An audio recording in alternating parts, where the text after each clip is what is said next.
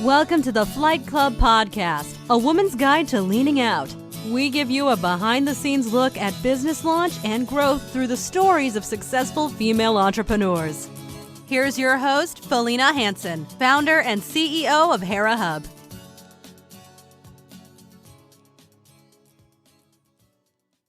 Hello and welcome. I'm excited for my conversation today with Alex Suchman, who is the co-founder and CEO of Barometer XP, a company that drives real behavior and cultural change through games and play. And this is such an important topic right now. We don't have enough play in our life, especially as a lot of us are re-emerging out of COVID and the lockdowns.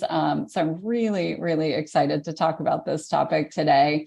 After a decade of experience working in operations and organizational development, Alex realized that building stronger emotional intelligence and interpersonal skills are key to any organization's success.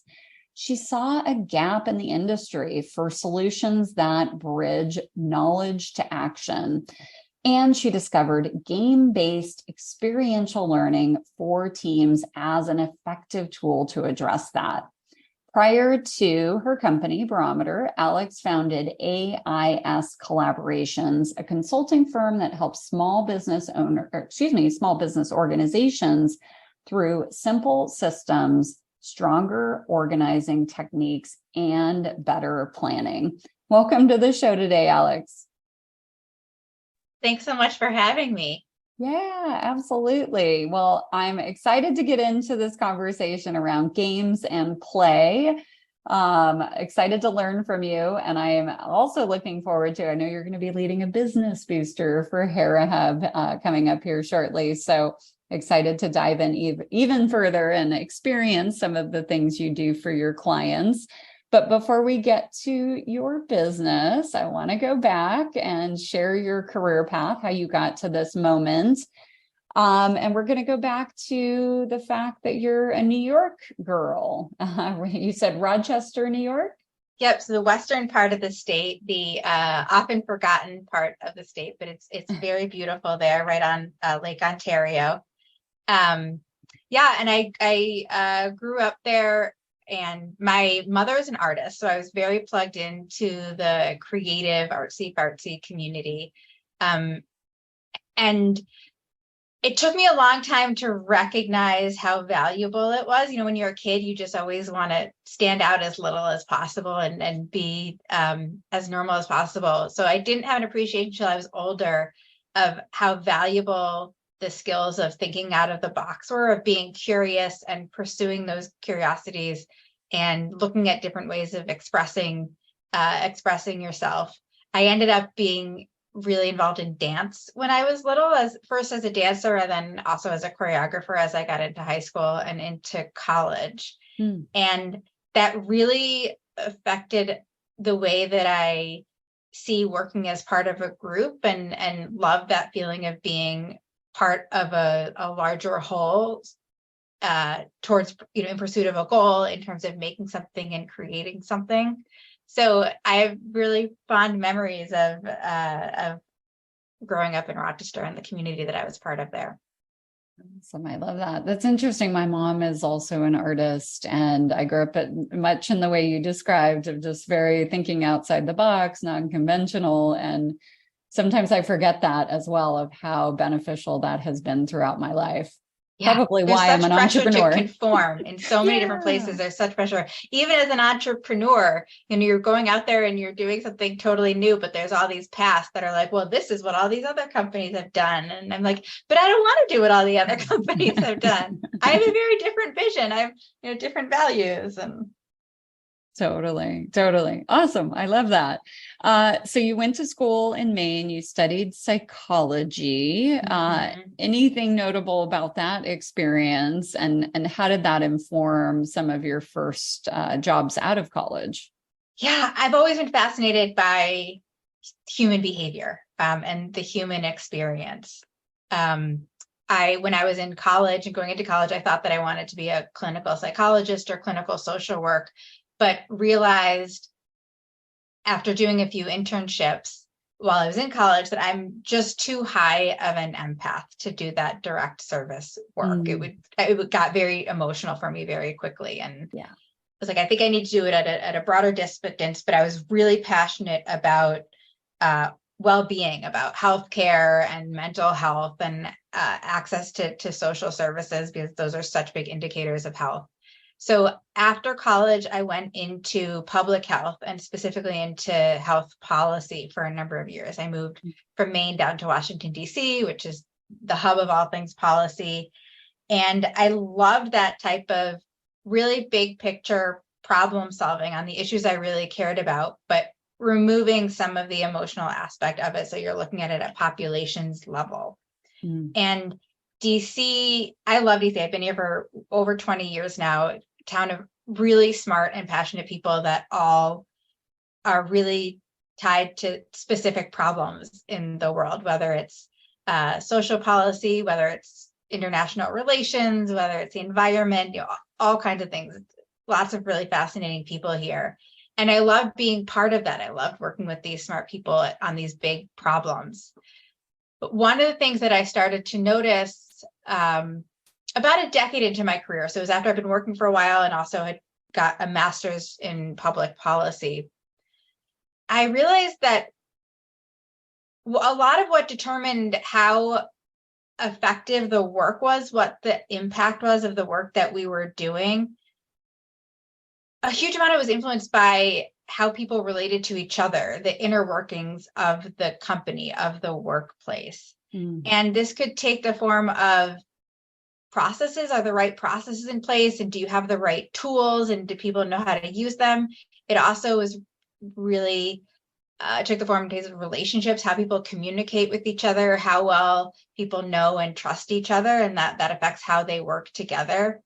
And I got very fascinated by those different elements of organizational performance. And I started shifting into organizational development and operations because I could see that the company I was working for, this translates to the several pursuit companies that I was working for, people loved the work they were doing and wanted to do a really great job, but how great of a job they could do was limited by what structures were in place and what opportunities they had to learn and grow and connect and do their work. And there were just all of these total unnecessary hurdles in the way.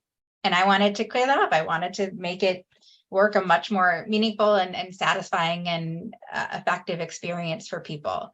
So after about 10 years, I started to shift into that organizational development space, which tied a lot into the psychology from my undergrad of understanding human behaviors and different types of motivations and different ways that people think and feel and communicate, and how do you incorporate that more into the workplace.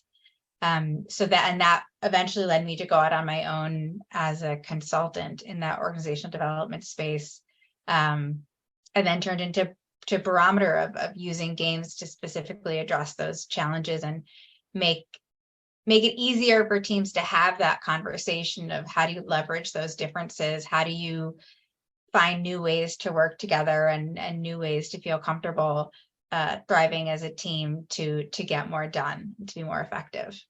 Absolutely. So I want to go back a bit here on some of the things that you talked about, Alex. Obviously, we'll talk a bit about the launch of your first business and some of the work you did there, and then the transition into your existing business, which you've had close to 4 years. You've been doing this work.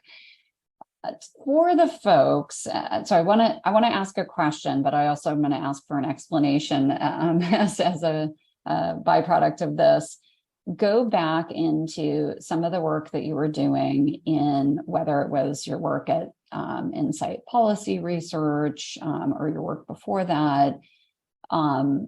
Talk a bit about some of where the broken areas were. So you said people are passionate about their work, they love what they're doing, but sometimes the system isn't broken, maybe is too strong of a word, but isn't correctly structured to elevate people in their thoughts and their ideas. Any examples, like concrete examples you could give where you saw the struggle there? And with that, would you explain a little bit more about the exact work you were doing? Because I think for a lot of us outside of DC, we don't quite fully understand, what types of things you were doing and helping, inform the decisions that are made, for these big policy changes. Yeah. So when I was at Insight Policy Research, I was there for 8 years.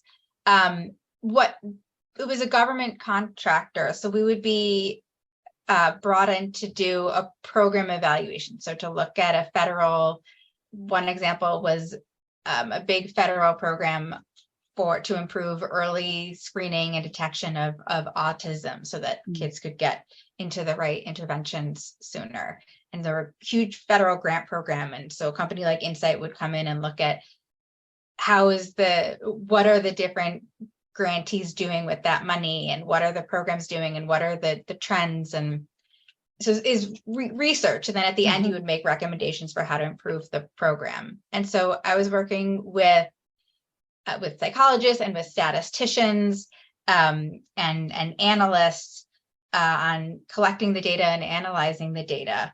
But these were really big projects. So there was a lot of organization that needed to happen. Do we have the right technology in place to track all the data where everybody can access it the way that they need to? If that wasn't the case, then just the process around doing the work and getting the information you need, something that should take 5 seconds to go onto the shared drive and find what you need, could take 20 minutes. And over the course of that 20 minutes of trying to find the right document, you're going to get really frustrated. You might get distracted. You might realize that that's not the version that you find first isn't the right version. And so these, what I consider infrastructure, the tools and the resources that are in place that everybody depends on, if those are making your job more difficult, it's just adding stress. It's going to make things really frustrating. And that's going to reduce people's engagement, reduce their motivation. It's going to mean the work takes longer. It's going to make it more likely that there's mistakes. So it was things like that where the tools, the infrastructure was failing, wasn't letting people do their jobs to the fullest. But it also includes when you have people with interdisciplinary backgrounds working together, everybody has their way of communicating. They have different language that they use to talk about their work. They have a different aspect of the problem that they're focusing on. And when that happens, people talk past each other. One person might ask a question and somebody would interpret it in a totally different way and either provide information that wasn't useful or would get frustrated with the person for asking what they thought of was a dumb question. And I could see all of these different conflicts and points of tension brewing up that, to me as an outsider, I could see that it was just people had different ways of thinking and communicating. And because they didn't understand those differences, the assumptions that they were making about what motivated other people's behavior were really wrong and often not very generous, assuming the worst in people. And so I noticed, well, if you make more space for people to get to know each other and have conversations about what their experience has been, what their perspective has been, those conversations will go a lot better because you won't jump to those conclusions about what's motivating people. So those are some of the types of opportunities for improvement that I was seeing and how it was affecting the outcome of the work. And I think those translate, across industries and in all different types of workplaces. Absolutely. Yeah. I see it even in, businesses with 2 to 3 people. I can't imagine when you're trying to work on a project with thousands of participants, contributing to something. It must be so challenging. And, especially in, auditing grants and things of that nature, maybe dealing with systems that have been around for a while. So, and as the company, when I started working there, I was the 5th employee. oh, wow. By the time I left, it was over 60. And so just the type of resources that you need to support a growing company. In a small company, the difference between 5 people and 10 people is massive in terms of what the relationships are and how people, who works with who, how work gets done, what are the processes for quality review and all of those things. Yeah, absolutely. Awesome. Okay. So you left Insight Policy Research to launch your own business, organizational development. It looks like you also, change management, really helping folks with all the things that or companies with some of the things that we just talked about.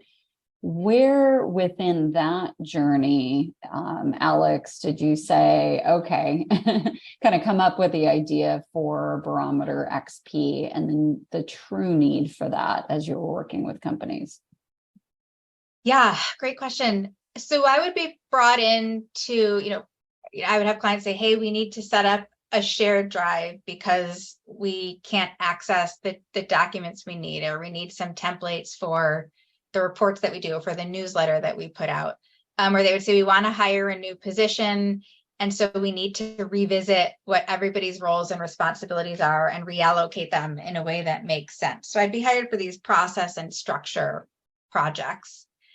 But what I noticed is, in order for me to fully understand the need of what the problem that I was going to solve and what success looked like and what the best solution could be, I had to talk to a lot of different people. I couldn't just work with one person because they didn't know the whole story. The thing about working on a team is everybody plays an essential role that's unique. They bring different strengths, they bring different perspectives, different talents.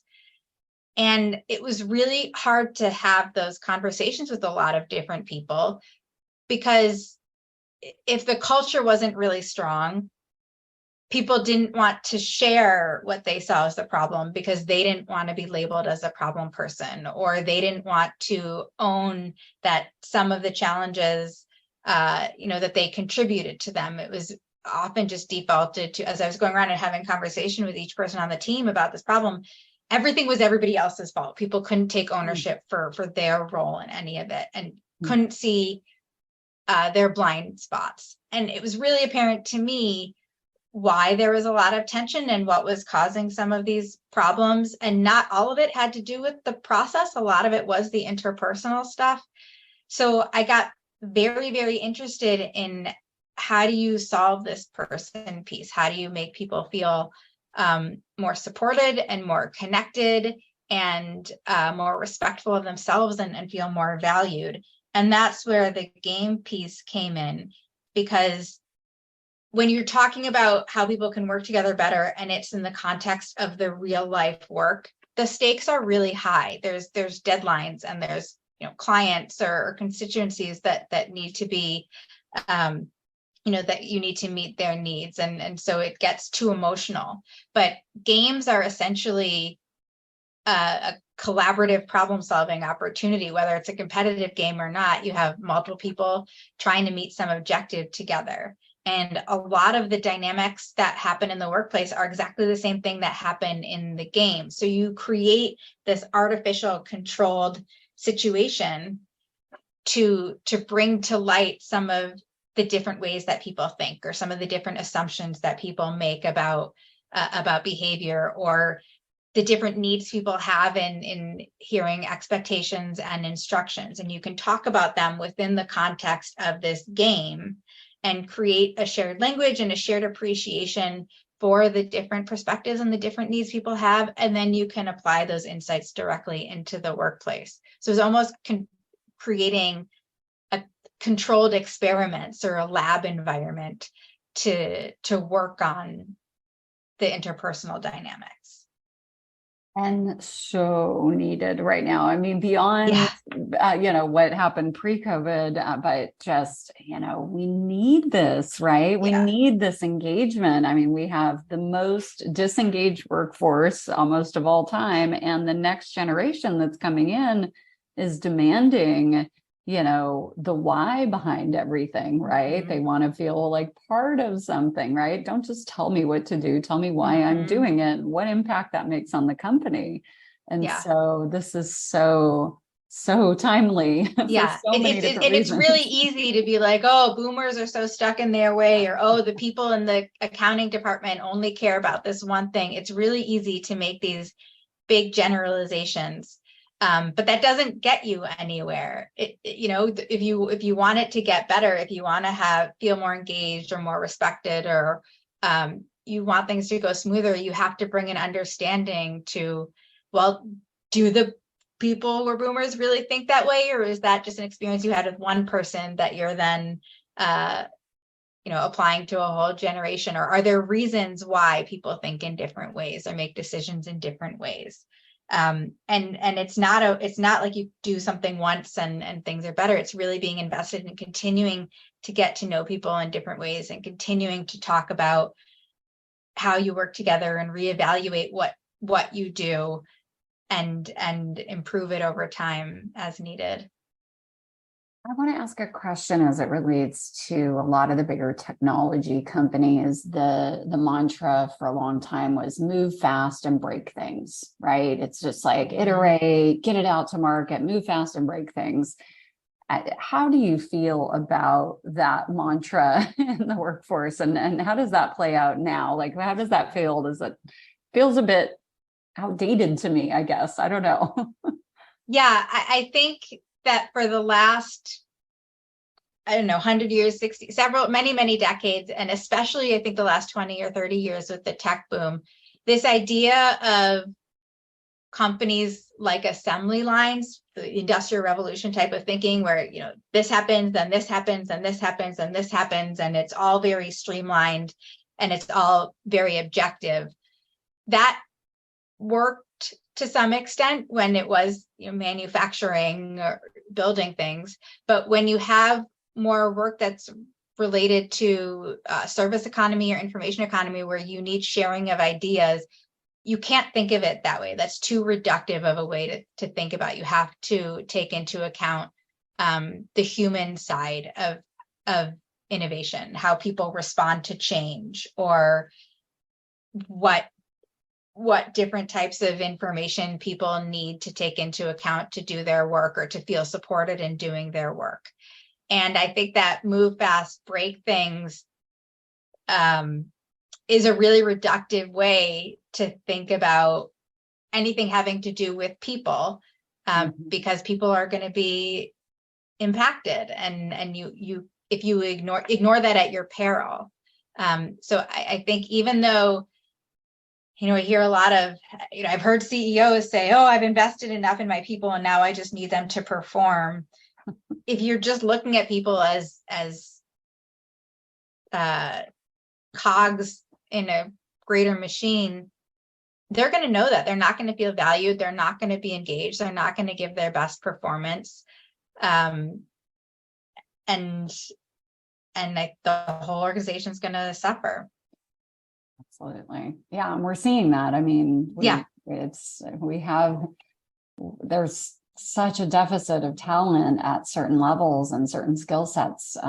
Still, companies really need to wake up to the fact that they need to really engage and understand, especially as it relates to the next generation. So what you're doing with games is just so perfect and so brilliant, of your timing of what you're doing. I want to ask about the name of your company, Barometer XP. How did you come up with the name? Yeah, so a barometer measures pressure in the atmosphere, and we think of workplace culture as different pressures, and they can be pressure for good, things that are team strengths and assets, or they can be pain points. And so because we see what we're doing as working with the pressure of teams, the interpersonal pressures, we really like the name barometer. And then the XP refers to the experiential component of it. Awesome. I love it. Yeah, and we use a lot of weather and earth science, natural science metaphors in our work. So having the barometer and pressure analogy gives us really rich metaphors to explain what we do. I love it. I love it. And this is the first time I've seen games as a service as opposed to software as a service. So I love that. That's awesome. Okay, so let's get into a bit more. Give us an example in your business. So I want to dive into your business just here for a couple minutes. Give us an example of a company that you've worked with and what you've done with them in your business. Yeah, so we had a contract for a year with a local psychiatry practice that had decided to stay fully remote after COVID. But they were doing really well. They were growing. When they had been in person pre-pandemic, we're a really tight-knit team. They did a lot of lunches together and people knew about each other's families, lots of informal conversations. Everybody felt really supported across the physician, the practitioners, and the administrative team. It was much harder to keep those relationships going when it moved to virtual. And as the company was hiring new people, they wanted to keep that culture going. So they brought us in to do quarterly game sessions with the whole team to help them get to know each other better, to have some fun, to have interactions that were not just about their work, to get to know each other, invest in each other as people. And so the first two sessions were just games and just having conversations and purely fun. But then we would meet with the leadership as we were planning each of the different sessions. And they expressed to us that there were going to be some big changes coming, adding on some new roles and making some policy changes. And they wanted to make sure that the changes were well received. So the next game session we did, we spent a lot of time talking about how people handle uncertainty, how they, when there's going to be a change, when there's new information, how do they like it to have it presented? What do they need to feel secure about what the impact will be on them? And we played a bunch of different games. We had these different conversations and everybody shared information. And afterwards, people basically said, this is what I need to feel safe in a time of change. This is what I need in order to feel like I can adapt to the change and support it. And so they could put that into their change strategy. So in addition to it just being fun and connecting, it gave them really valuable information about how their employees thought and how they felt that they could incorporate into their work. That's amazing. I'm sure a whole different shift in approach than what they would have done without you, and probably to the detriment of the team. So that's awesome. Do you work with any particular types of companies, Alex? Do you have a sweet spot as far as industry or size of company? No, we work with all different sizes of companies. We're at a really interesting turning point now where for the last 2 years we've focused on facilitating services, but we've just launched and are building a product. So for other facilitators and coaches and consultants who work with teams in anything related to leadership development or organizational effectiveness, who want to bring games into their work to enhance their impact, to catalyze different types of conversations or give teams a chance to practice implementing these changes. We offer training on how to use our games and how to incorporate them into to match up to other objectives or complement other content that they're using. So we're focused on building this industry of game-based experiential learning, specifically for organizational development and leadership development.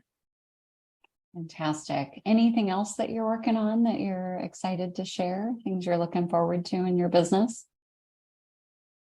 Oh gosh, I'm just so passionate about it. I mean, the way you said that all these problems are so common right now, and they're having such a devastating impact. And I don't think everybody needs to love their job and be so attached to their job, but I do think that work should be a source of meaning and connection for people. No matter what your job is, you're contributing something important to something bigger than yourself.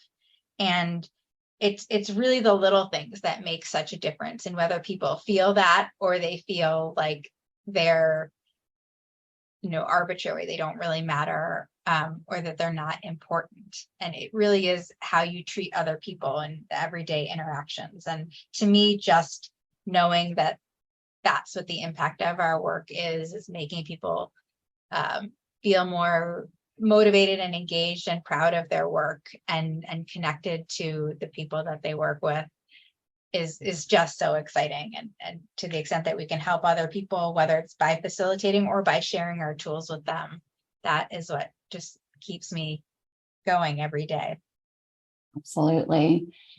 Wow. They're just, again, I can't emphasize how timely this is. And one thing you just noted, we survey our members now and again. And one of the questions we've asked a few times is, what was the number one reason you left your corporate job to launch your own business? And I think some folks are surprised to hear this because we always hear it's work-life balance, right? I left my job for work-life balance. And that certainly plays into it for a lot of folks. But the number one reason we have seen time and time again is people left their corporate job because they didn't feel like what they were doing had a true impact, that their work wasn't having an impact. And there's a lot of things around that, but it's exactly what you're saying, right? This is why people are leaving. And if companies can just do a bit better to really engage and appreciate and make the workplace, dare I say, fun again in some way, shape, or form, it's going to make a huge difference, because the attrition that companies are feeling now, and it's only going to get worse as the boomers really start to retire. Yeah. But the other piece of it is, professional development has been around forever. There's always need for new knowledge and new skills. But the way a lot of that happens is still listen to someone describe a PowerPoint or watch a video or read something. It's very passive learning that's just sharing knowledge, when really the way people learn is through experiences, is doing things and trying them and, practicing and failing and growing. And so, games are one really effective way of bringing in more experiential learning. Absolutely. Awesome. Well, Alex, if folks want to get in touch with you, reach out to you, what's the best way for them to do that? Yeah, I'd say look me up on LinkedIn if you just search Alex Barometer XP, or just through our website, barometerxp.com. It has my information on there as well. Fantastic. Thank you so much for your time, Alex. Thank you, Felina. Thank you for joining this week's episode of Flight Club, sponsored by Hera Hub. We look forward to sharing more success stories with you soon.